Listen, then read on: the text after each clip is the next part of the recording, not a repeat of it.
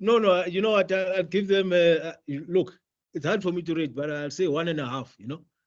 Um, And you were surprised by my two. So my two is generous. yeah. No, I think for me, the reason I give them 1.5 is because they went totally opposite to what I was expecting. You know, so I can't give them anything. Look, as a supporter, I'll support. But I don't even see them as a dark horse.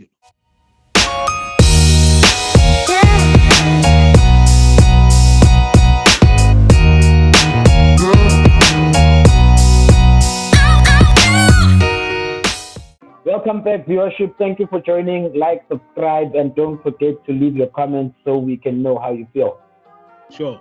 No doubt, because I mean, we are in World Cup season full on now. Because there's cricket, there's rugby. We just came from the Football World Cup. So it's an exciting time right now for sports lovers all over the world. Yeah, man. But I think let's just give the Women's World Cup, Football World Cup a miss. We'll revisit it. I want us to cover the selection of the Cricket World Cup squad, and then also maybe look at the performance of the T20 series against Australia. Sure. What are your thoughts? Let's start with selection, and then we'll talk performance. I don't know, man. I think they weren't brave enough with selection. I get that they're trying to balance experience and new blood, but my argument is that our experience hasn't really done much for us up until now. And my understanding was that with cricket, especially these new coaches, they're trying to build. It's a new season, so we're gonna go with the younger players of the old squad and then blow them away with these youngsters and stick with them until 2026, 27. That was the core of the squad is it's like the young of the old guard. Yes. And then bleeding in and in large numbers, the quantity of unknown youngsters doing well in our local circuit. Exactly. Not even just in the local circuit. I mean, we've got the young guys, Brevis and Stubbs. They're not just exciting people in South Africa. Because of the T20 circuit, they're exciting the whole world. So it would have been nice to see them included in the team. But I mean, okay, how do you feel about the selection? Outside of feeling like you maybe the bravery part, are you overwhelmed? Are you underwhelmed? Are you questioning? What's your feeling? I'm underwhelmed. I'm underwhelmed because the hype before the selection I was in a good space. When I was watching the T20 series and the guys before, I was excited. But now it's like they excite us and then they just pull back. So it was for me. Yeah. It just fell flat, man. I was really excited about what's to come. Look, bro, I want to just come out straight and say it. We're not winning any major silverware anytime soon. Our technical directors, I still feel like they are being influenced through the major sponsorships or the figureheads at major sponsorships. I mean, we all know they drink their brandy, Vane and Coke in those boxes, and then is influence. Like if I'm sorry to just randomly pick. Okay, let me say I'm a KFC marketing head or something like that. I'm in the box and I just keep on talking to one of the group chief selectors or technical director of Cricket SA. I'm like, hey man, you stop! Don't tell me about Brevis. Don't tell me about Stubbs. There's a young man. Then I've already influenced your thinking. I've influenced the build of the squad, and then now you start making unnecessary amendments. I mean, for instance, Proteas. Proteas was meant to be brought in as specifically like a test fast bowler in the mold of a younger Dale Steyn, White Lightning, Alan Donald back in his heyday, because he's extremely fast. He's got like a X factor about him, and he's a He's a Bloemfontein Punky boy. He's got that machoism about him. So when he's on the pitch, intimidation will come into play, how he bowls, etc. So he's got the on and off the pitch kind of thing. But now he's slowly being shoestrung into the one-day squad. Now it's like you don't know, are we using the specialist angle of saying, look, there are going to be bowlers we use in all formats, or there are going to be bowlers we use specifically maybe in the test space, specifically in the one-day space, specifically in the T20 space. So I just feel like there's some form of the influence, undue, be it good intentions or not, but there's undue influence to the selectors or to the coaches. No, I mean, now that you've mentioned that, we touched upon it in our last conversation about cricket. You can go back to our previous shows to check it out. But we were going on the angle that going forward, especially with the move with the coaches, you're going to have specialist coaches for each format. Maybe the players between the T20 and the 50 over can alternate between the teams. But we were supposed to build a test team, which was going to be filled with potential test world beaters. And Kutsia fitted that mold perfectly. When you describe an Ellen Donald or a Dale Steyn, he fits that mold. So I was also confused now when they picked him for this particular team. That move was one of these underwhelming things I'm talking about. Then you would want to go for like maybe a Zorzi. Zorzi is a number 3 test batsman, and he's being molded into that. That's long hours like our former vice captain Hashim Amla. Yeah. He's a good stroke player. He's shown he's got like numbers below his belt in the provincial test. Domestic league, domestic player. So that feels like there's a method to the madness. And now suddenly we are just going to wash down certain things and mix match. Our coaches are a bit. I'm not underwhelmed. I'm just feeling like it's a false dawn once again from CSA. Great thinking in terms of separating the duties, but execution once again has fell flat. We will ring this into their heads until they listen or until they formally challenge why we have the opinions we have and invite us into rooms or press conferences where we will ask these questions. Because sometimes these press conferences are filled with stooge press officers or columnists or writers who are going to be soft on them and soft on their decision making. Yeah, Pella, some of these journalists want to also get invited into boxes, and drink scones and drink tea and scones, with the big wigs. You have to understand. You travel as a press officer to India, Australia. My column was sponsored by what? You want one of those. So when it comes to selection, I'm saying I'm giving it a 2 out of 10. Totally. Hey. 2 out of 10. Seriously, bro. I mean, if I'm not mistaken, did they not snub young Brevis in the squad for the exactly?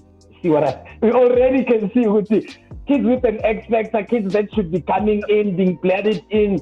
I mean, David Warner played a whole year in Australian cricket before he actually became what he was.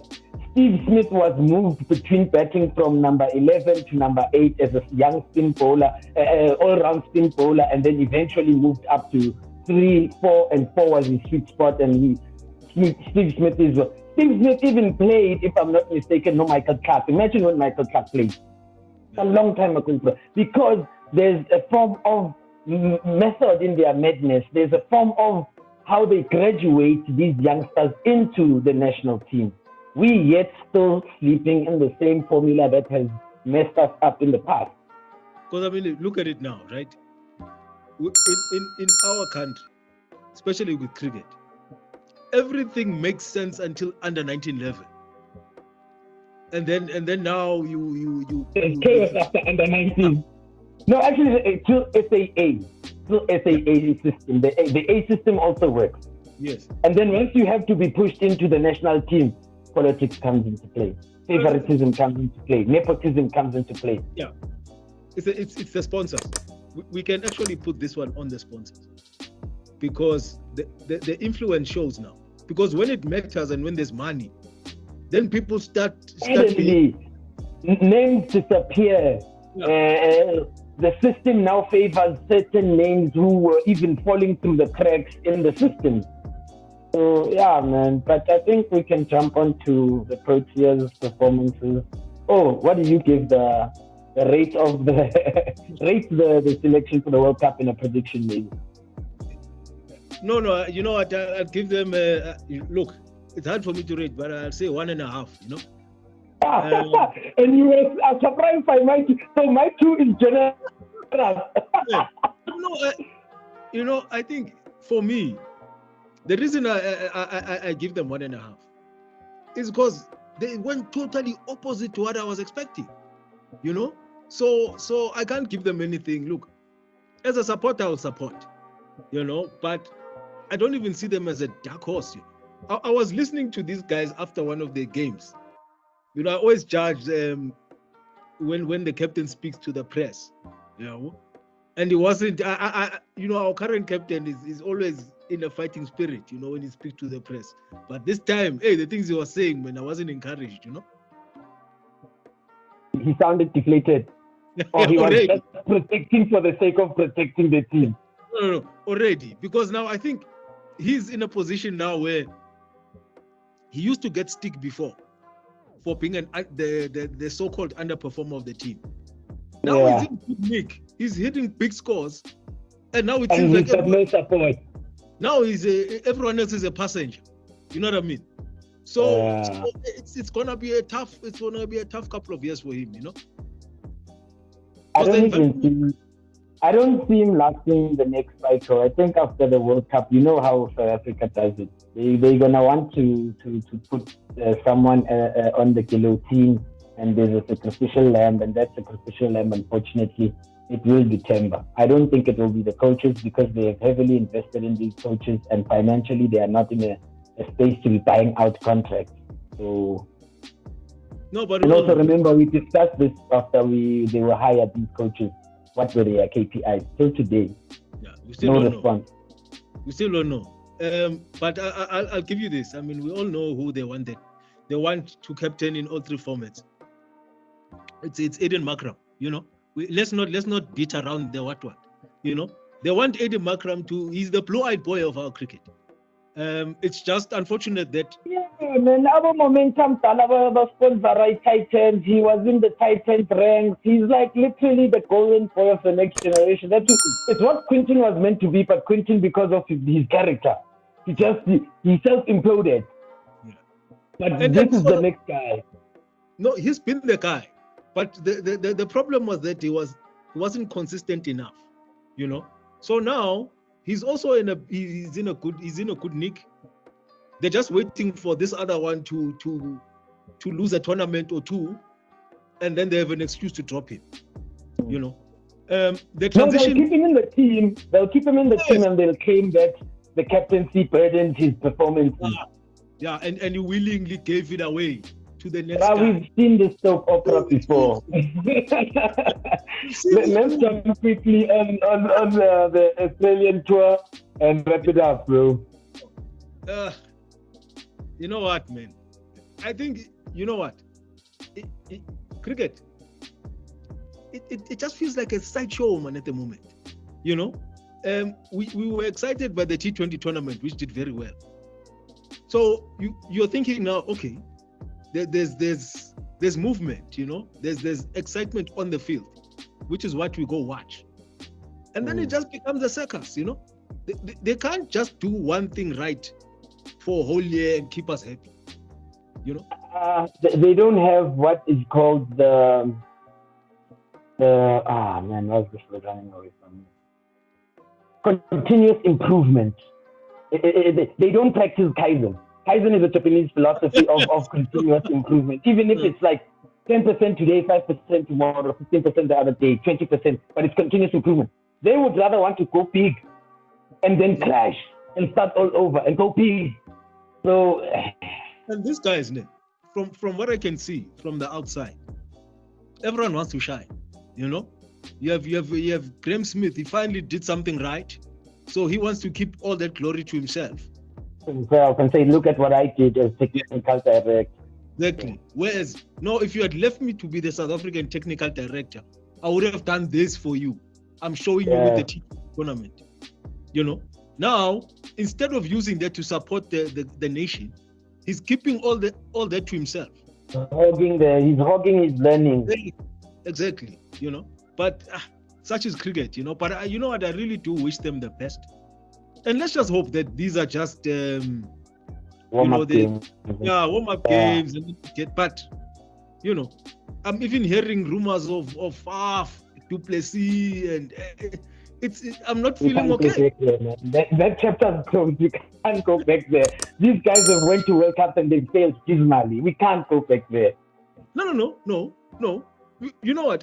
I'll send you this recording where the coach is saying, "I've been on the phone with this man, trying to convince him to come back."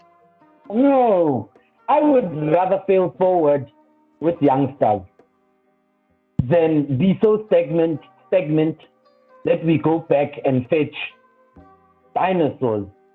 I mean, Faf is just playing for his rack right now. He's playing in the Indian IPL, the Australian Big Bash, the Caribbean T20. That's where he is. That's where his cricket is. That's where he should be. And another thing, right, that people don't realize, when you're playing the T20 league as a legend, you are unhinged, you are happy. You know what I mean? It's like when David Warner plays, he's just free. There's no pressure there. There's no one harboring all their hopes on you. Yeah, you know what I mean? Put him back in a green top, you'll see. You know? So and that's how some of them, when they come back from retirement, they crash immediately. Oh, here's another one.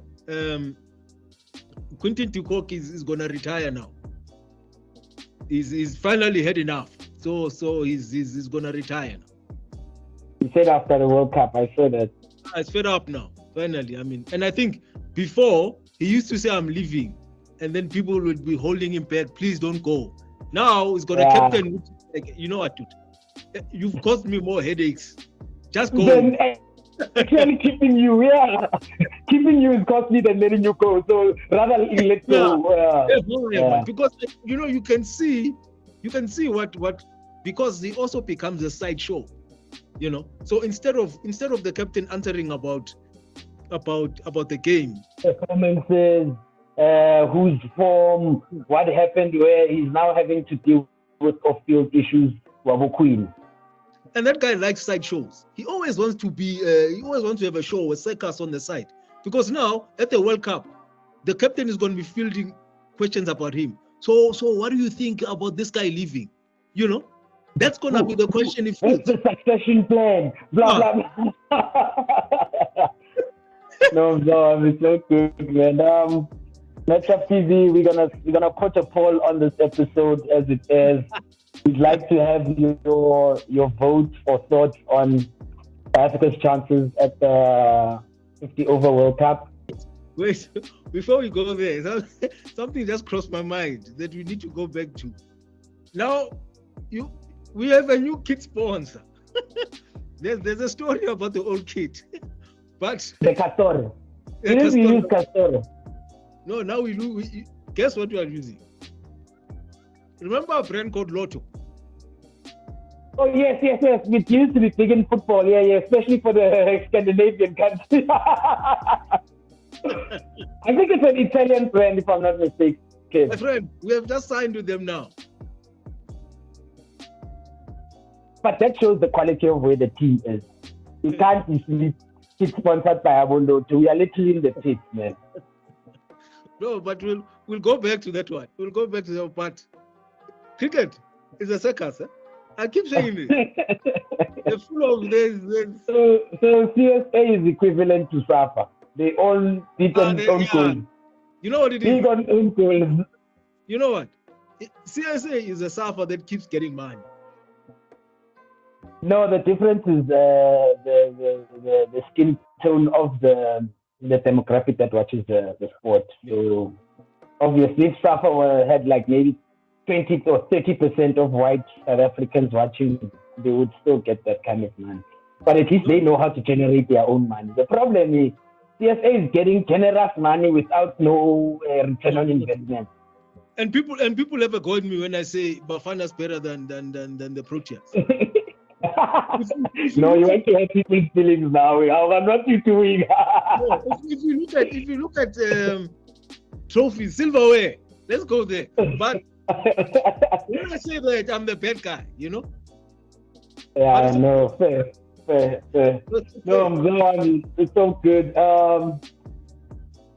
Channel, Matchup TV viewers, thank you for joining in. We'll link up again soon to also talk on another controversial topic. But yeah, enjoy this one. Like, subscribe, and also please leave your comments. We will respond and we'll share the dialogue from there. No, peace out. Peace.